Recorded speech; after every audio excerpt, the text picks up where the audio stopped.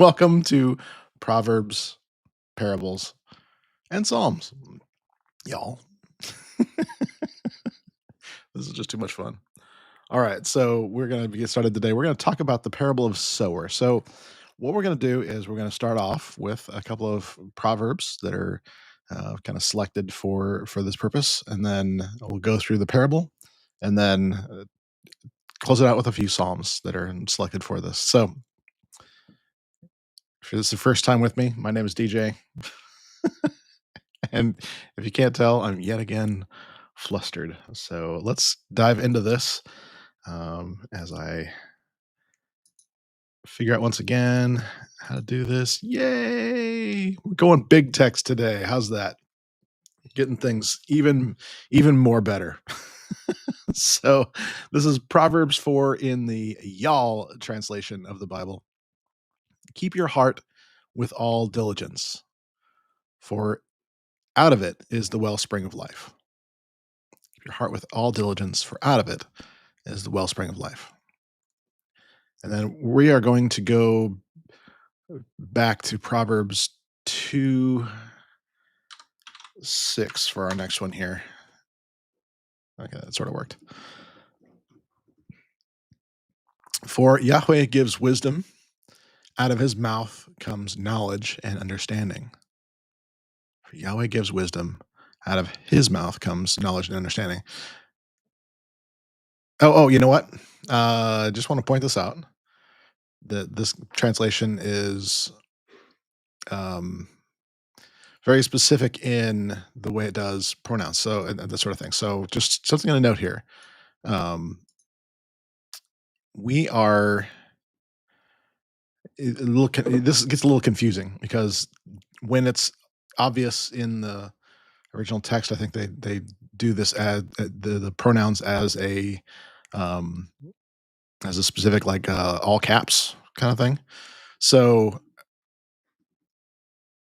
this is interesting because if we go back, this is instructions to a son, right? We've read this before. But things like this, so Yahweh gives wisdom, period. Out of his mouth comes knowledge and understanding. So is that God's mouth or is that the son's mouth? Eh, it's it's a little hard to interpret there, especially when you get those little things that kind of throw you off a little bit and kind of like, okay, well, which is it, do you think? Yeah, that sort of thing. So we'll let that go. We want to have our wisdom coming out of our mouth just the same way that God gives us wisdom. So I am hopeful that that is appropriate today.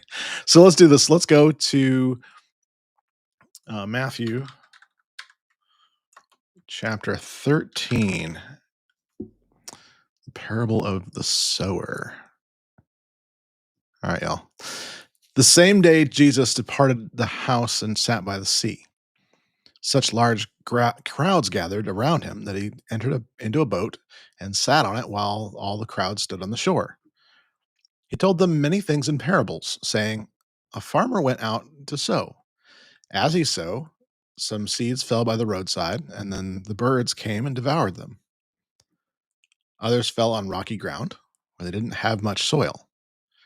Immediately they sprang up, because they had no depth of soil. But when the sun had risen, they were scorched, and because they had no root, they withered away. Other seeds fell among the thorns, and the thorns grew and choked them. Still, other seeds fell on excellent soil and yielded a crop, 100 or 60 or 30 times as much. Anyone who has ears, let them hear.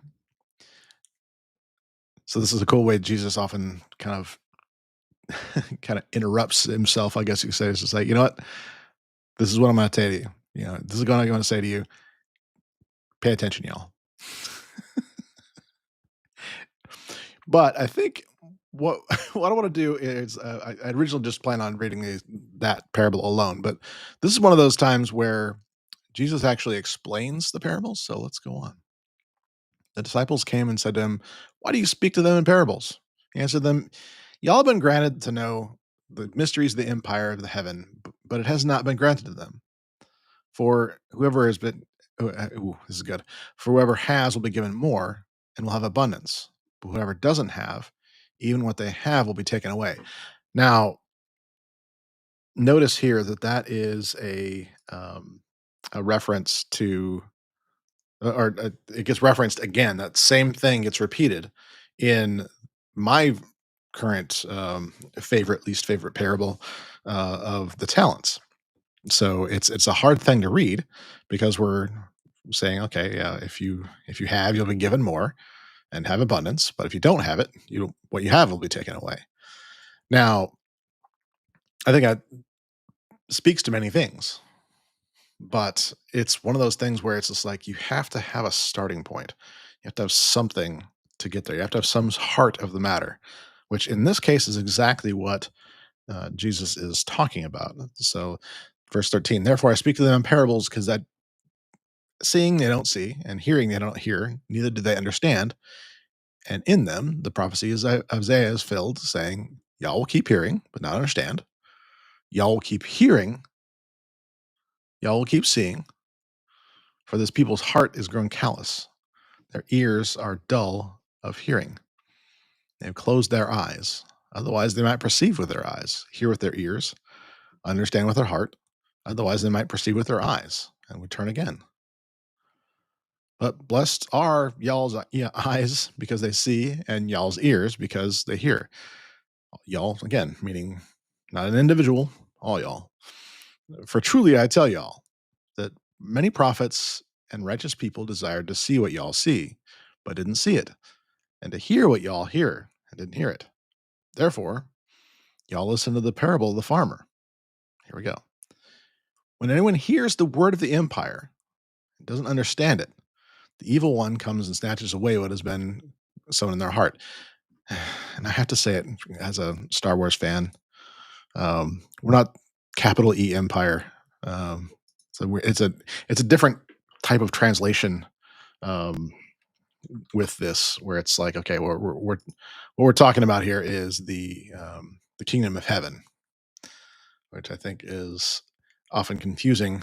Um, but yeah, I think it's all confusing, and it's like kind of, I don't want to say on purpose, but it is one of those things where we're making sure that there's a proper distinction between the kingdoms of earth and the kingdoms of heaven, the the present but not yet here kingdom of heaven. It's a I'm not going to get into deep theology today, but basically, when we say empire in this translation, yeah, we're talking about that same kind of phrase. That it's not like the evil empire that needs to be defeated. Quite the opposite. You know, you can have an empire. We started off with Solomon. You know, that was an empire, right? That was it was ruled by a proper king, just as we are ruled by a proper king in our hearts and in our minds, which is what we're talking about today. So anyone who hears the words of the empire doesn't understand it. Evil one comes and snatches away what has been sown in their heart. This is the seed sown by the roadside. The seed grown on the rocky ground is the person who hears the word and immediately receives it with joy. However, since this person has no root, they are only temporary.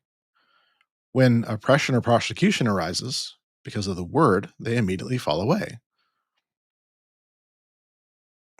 I'm going to come back to that. The seed sown among the thorns is the one who hears the word, but the cares of this age and the deceitfulness of riches choke the word, making it unfruitful. But the seed grown on the excellent ground corresponds to the person who hears the word and understands it. That person bears much fruit and produces 160 or 30 times what has been sowed. And then actually the next parable is kind of cool, but we're randomizing, but um so let's dive into a little bit more about that really quick. Especially I was reflecting on this recently that in my younger life, we're talking like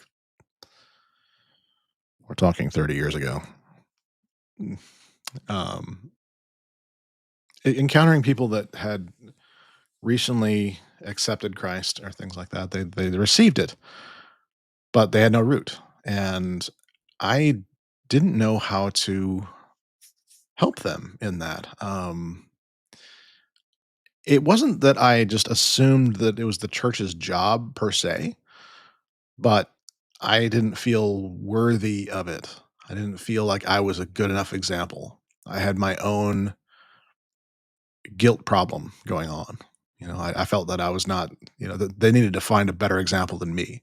And so I didn't do anything with them. I didn't say, like, let's just jump in and study the Bible together. I know back then I wasn't necessarily a long-haired guy like I am now. It's just like, I know you're going to read passages to say I'm a bad person, but guess what? We're all bad people. It's about the redemption. I didn't know to say things like that. I just was like, oh, I, I'm, I'm, I've got this faith, but I still curse. I still, I I was drinking too much back then, if I recall. There's all these things. I was confused. I was angry. I had all these things going on in my life, and so I didn't want to, be a bad example to the person.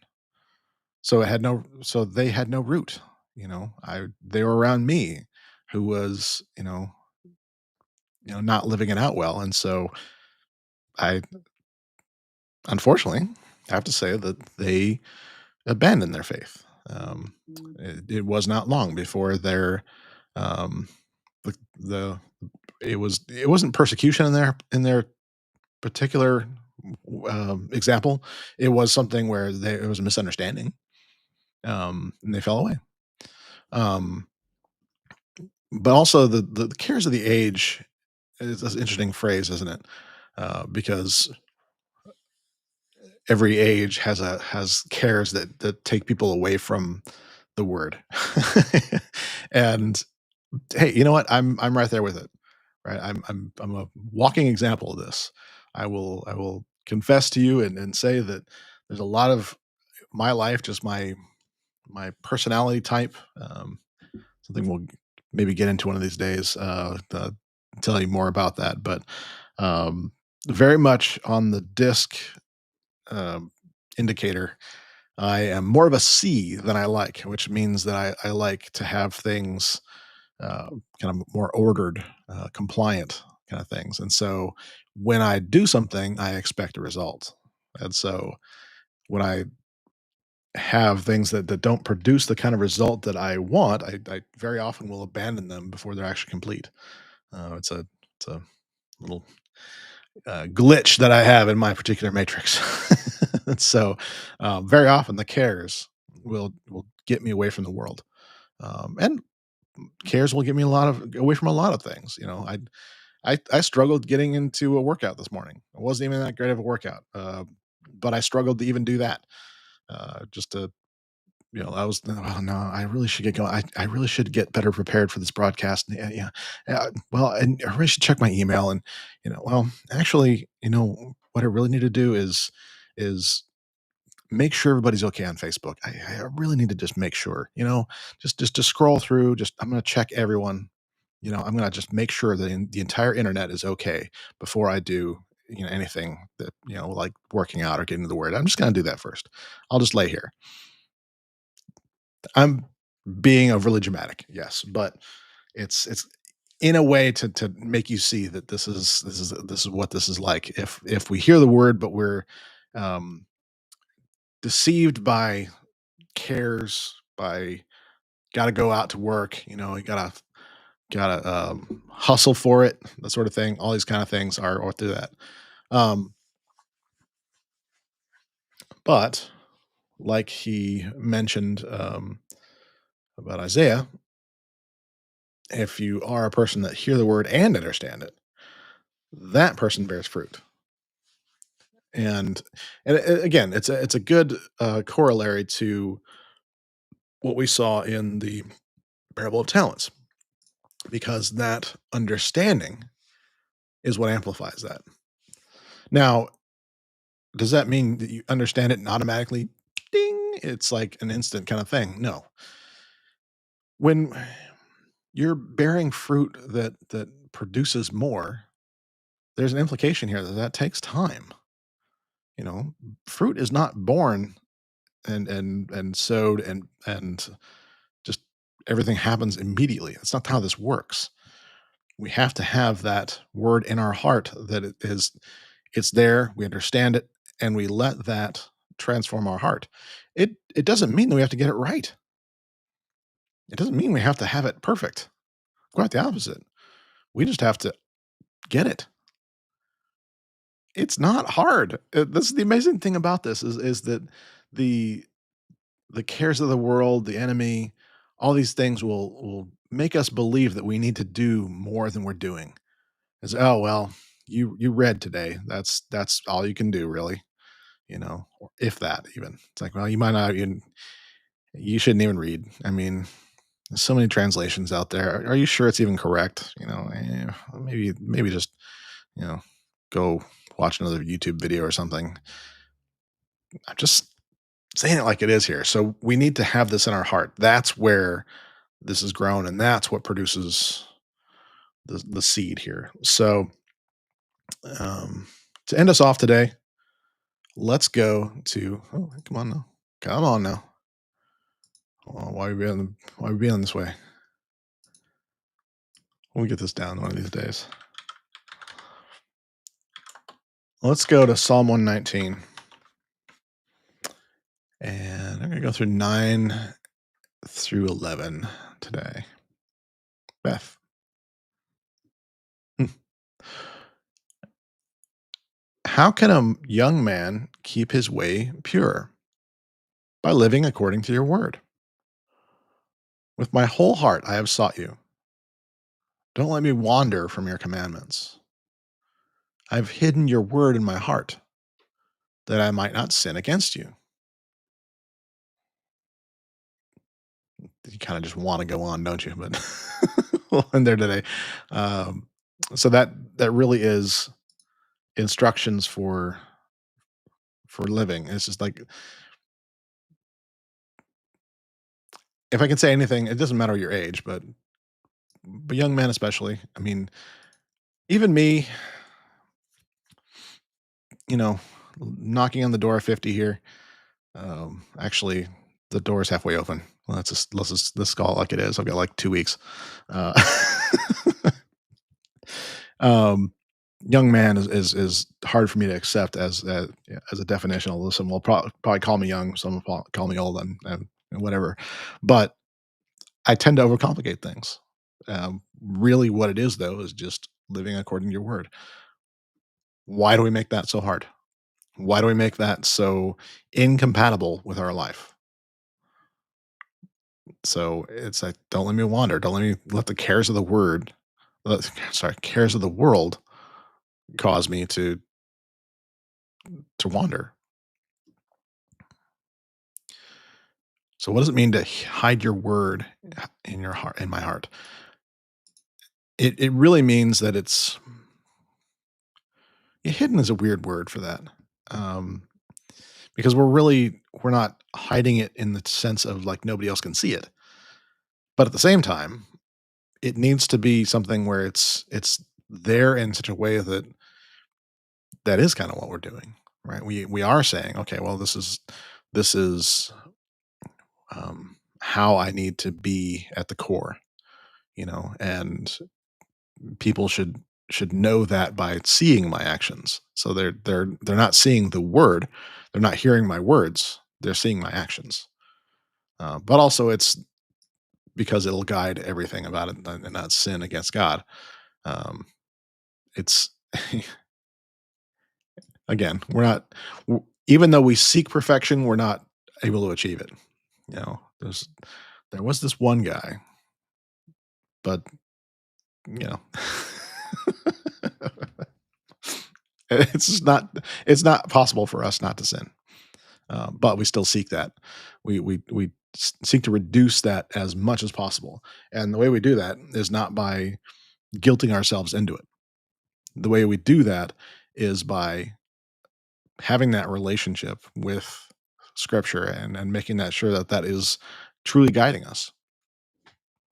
And like I've said before, it is one of those things where, I don't always live up to this, and I freely confess that. Um, as much as it, needs to be said here or not, it doesn't really matter. The reality is that, I don't have it all figured out. That's just not who I am. I don't have all the answers, but I don't want people to go astray just because I don't have all the answers. You know what I mean? I don't want to be somebody who doesn't encourage you just because I live an imperfect life. I do live an imperfect life.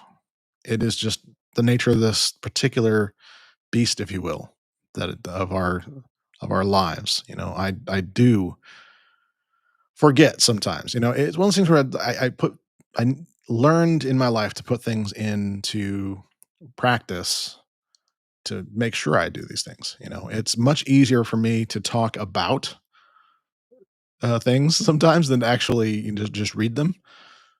But it's much more powerful if I can do both and all three. Read uh, and talk about and do. And so that's why ultimately I'm doing a lot of what I'm doing now is to be able to do that. And I'm still trying to find like how I can do this in a way that doesn't become too much of a burden. I would love to do things like literally have a daily reading and things like that. It just becomes very difficult to maintain at that level. I'm still trying to figure out how I can do that with y'all, but yeah, we'll see. We'll see. I'm just kind of keeping this as it is. So for the time being, I'm just going to continue on. Tuesdays and Thursdays, as I'm recording this, it seems to be the best days, and so I'm going to continue on with that. If you have any feedback, certainly let me know in the comments. And if you're here on YouTube, I'll make sure to put up a let's put it over here. We'll put up a playlist for you.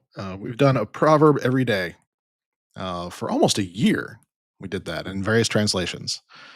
So I'm gonna try and bring that back soon, as far as the in the all translation to kind of supplement all this.